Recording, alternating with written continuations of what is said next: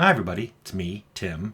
Today I want to talk about collecting feedback, specifically how and when and what to do with the feedback that you get on the game you're making. So this is obviously aimed at game developers, but I thought a lot of people would like hearing about this. So here we go.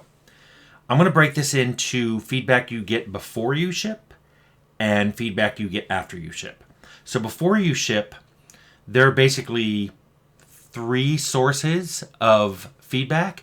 You can get feedback from the team itself. People will be playing the game and we'll be working on different parts of the game, and they're starting to give you feedback saying, hey, I don't think this is working, or hey, this just happened to me and it was really fun.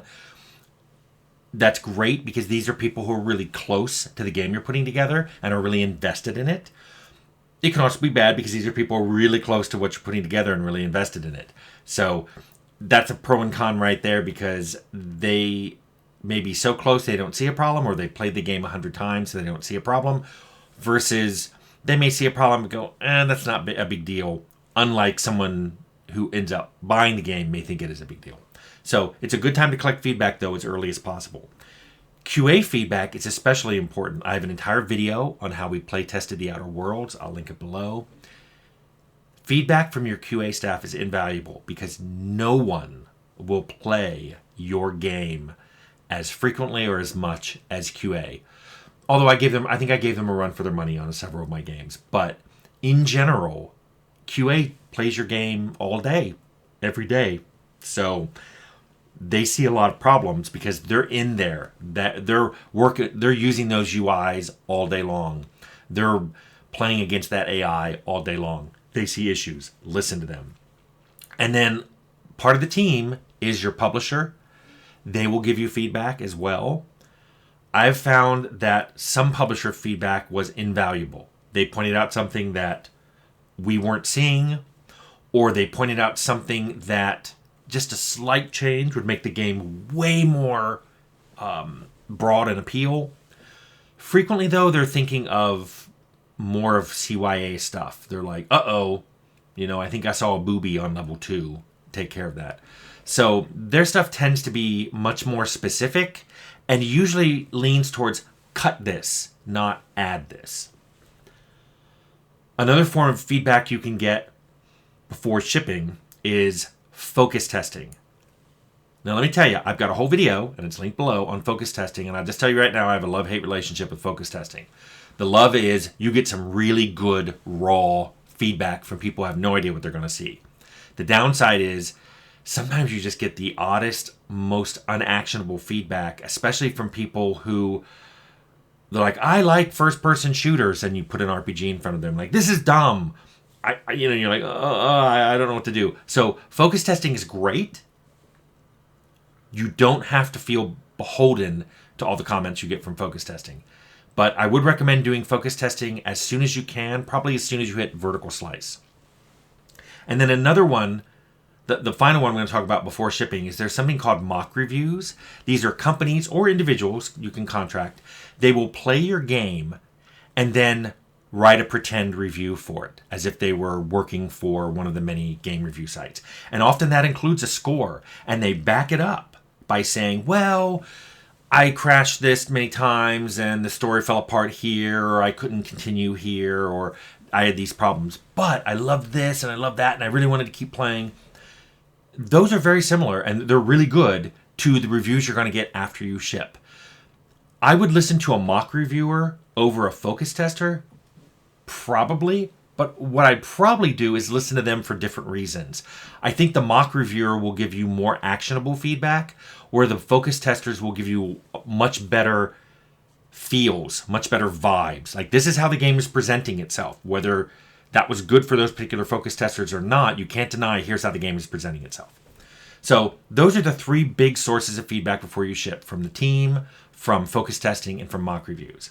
And then after you ship, there are two big sources of feedback. One is reviews, and that's obvious. You're going to get reviewed by a lot of different sites, so many different kinds of reviews, various types, journalists, bloggers, influencers, vloggers. You're going to get reviews from all kinds of people, and some of them, that's all they do is review things, so that's great. What I would recommend doing with these is try to keep track of the common pros and cons. Also, if it's someone who does a lot of reviews, maybe look at some of their past reviews to see how they skew. If they don't like certain features, if they hate turn-based games, then expect them not to like your game if it's turn-based. But if what you want to make is a turn-based game, look at what other reviewers who like turn-based games are saying. Don't automatically go, well, he didn't like it, I guess we better be real-time. At this point, I want to mention again the UI designer I had on Outer Worlds, Chris Stewart. He went through and collected all the reviews that came out for the Outer Worlds and put them in a spreadsheet. He analyzed them on all the variations, what they mentioned, how frequently it was mentioned, the pro and con of what was mentioned. So we had this wonderful data of, look at all these reviews. 90% of them mentioned this feature and they liked it. 30% of them mentioned this feature and they all didn't like it. So it's interesting because 90% all and they all liked is very different than 30% and they all disliked, because the other 70% didn't even mention it, which tells you something. And if 90% liked it and the other 10% didn't mention they like it, you have to, that's why these numbers are important. But I'll talk about that at the end when I'm saying what you should do with it. Online comments are similar, and I have a video on do gamers know what they like and do developers know what gamers want. We read online comments, but it's hard because there are so many of them and there's so much disagreement on things. I know gamers don't like to hear that, but it is true on almost anything. You want to mention there are people who like the feature and people who don't like the feature, and I made a video where basically what I said was the signal to noise ratio is low, and people walked away going, he's blaming gamers. What I'm saying is the actionable feedback is surrounded by a lot of inactionable feedback, and it's hard to find it. People say, well, just go to the people who are actionable. Sometimes that's hard to find, but we do track them and we go through them and we do the same thing. We look at what features get mentioned. We look at whether they were liked or disliked. We track how frequently it's mentioned and whether it's pro and con, and then we review it. Keep in mind, and this is why I said it in one of my videos, more and more online comments are skewing con. They list all the things they didn't like about a game and very few of the things they liked. So you have to take that into account. If you're trying to figure out what to do, bear in mind many online comments, and I want to even say most, greater than 50%, will certainly include all the things they didn't like. And you have to figure out what to do with that. In fact, let's talk about what to do with feedback. So let's say you've collected all this feedback. What do you do with it? First of all, you got to look at the feedback. If it's actionable, that's great. If it says this particular thing I didn't like and I wish they had done this, and if the UI just worked this way, it'd be great, that's great. It gives you something to test right away. If it's non-actionable, then you put it in a pile and go, well, let's see how many people mention this. If it's just the AI's dumb, if 90% of the people say your AI is dumb, you got a problem with your AI, even if you have no idea what it is. So then you probably want to look at who's giving the feedback. Some companies go by popularity. If 90% of the people don't like something, then that thing is probably going to go away. Other people, they'll look at their target demographic. If you're making a dating sim and people who never play dating sims don't like it, maybe you can ignore their comment.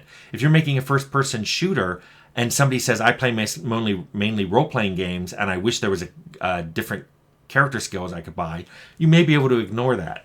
So you kind of want to know what your audience is and try to look at the feedback from people you targeted. But for a lot of people, it's just, I want to sell as many copies as possible, so I go by sheer number. I go by popularity of the feedback. But you also want to look at how consistent it is. If you have a feature and some people like it and some people hate it, you're going to have to figure out what you want to do.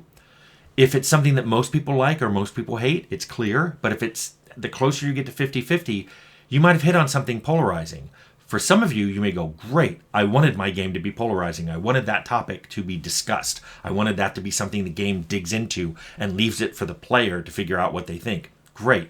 Some people, though, some developers are like, ooh, we don't want to be polarizing. We don't want anyone to say anything bad. And they remove the polarizing feature. So again, you have to decide what you want to do with your game, which should guide what you do with the feedback. There's also a cost analysis, and a lot of people don't like thinking about this, don't want to think about it, don't even want to admit it exists. But for every potential problem with your game, you have to look at how much will it cost to fix and how much will it cost not to fix? In other words, if it's a really pernicious problem that will require redoing a lot of things in the game, it may be really expensive to fix, and you may just go, we're trying to tackle that in the sequel. But if it's causing lots of people to stop buying your game, then there's a cost to not fixing it, and you have to take that into account. How you measure that? It depends on your game, it depends on your budget, it depends on who's paying you, but that cost analysis has to be done. And then finally, you have to think about when and how you want to use the feedback. Even if you've decided this is wrong, this didn't land, this didn't have a good enough appeal, we have a better way of doing this. You have to decide, are you going to patch the existing game, which it's fairly cheap to do that now. 20 years ago, 30 years ago, that was an expensive thing to do. Also, publishers control whether or not you can patch, and they may have reasons for not patching that are publisher reasons. You may not have the rights to patch. You may instead go, let's fix that in the DLC. In other words, they didn't really like the gunplay, but that's a bit of a significant patch. When we put in the DLC, we'll have better gunplay in that, or we'll have guns that work better, or we're filling the holes that people are saying, hey, there's no weapon that does this. We'll put one in the DLC. And then finally, you may go, this is pretty significant, and making a patch or putting in the DLC will change the game, like the vibe of the game or how you would play and from the very beginning. So you may want to go, we'll do that in a sequel. We're change all that gunplay around, but we're going to do it in the sequel. And then finally, it may be something that's so different. It's like it's true that it's not liked and it didn't land well in this game, but changing it would be either so costly or so dramatically change the game that you may just go, you know what, we're going to take that feedback into account on the other games we make. And this one, whether it gets a sequel or not, we're just going to leave it alone. It's hard to think of things like that as an example, but you might say, if you're making a Western RPG and someone's like, I hate that all the guns are kinetic. Give me an energy pistol or whatever. You're like, no. I get that you want more variation. We're trying to figure out how to do that with kinetic weapons, but it's a Western RPG. However, we're going to make a note that people want way more variety than we provided in this RPG, and maybe in our next RPG in a different setting, we're providing more weapon variety of that type. So, I hope this made sense, and I hope you guys liked this discussion of feedback, how to collect it, and what to do with it.